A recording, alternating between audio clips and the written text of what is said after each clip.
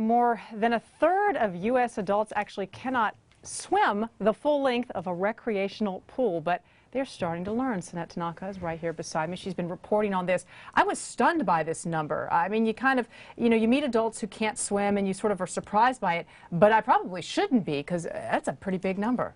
Right. I mean, there's definitely the embarrassment factor with it, but the way that they define swimming is the length of a full pool. So while adults may be able to paddle around or, deal in a pool or a beach setting, a lot of them actually don't know the proper technique.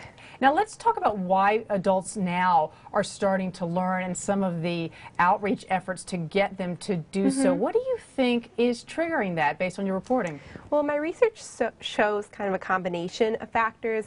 It's becoming more socially acceptable to admit that you don't know how to swim and to seek out help for it. And there's also some specific adult swim clinics that have adult-only clientele. So that's definitely an impetus too. Now, when I was in college, I couldn't graduate unless I took a swim test. I mean, that was actually part of the curriculum. I literally couldn't graduate on graduation. I think I was there graduation day taking the swim test because I was bad. But in terms of why people don't learn to swim as youth, what is it? Is it just not access to a pool? Maybe they live in a city setting, socioeconomic factors? What drives it? It's definitely all those factors. It depends from person to person.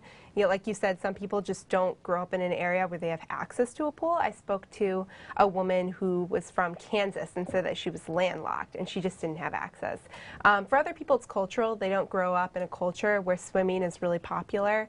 And others have a phobia, something that they had when they were a kid or something they developed as they grew up. Teaching adults how to swim seems like it would be a lot harder than kids who just think of it as a game and they're very, goal results oriented at that age. Yeah, the instructors I spoke with said for adults it's a lot more talking based. So from the very beginning they asked questions about why they hadn't learned to swim, to try to get barriers and then create some sort of lesson plan.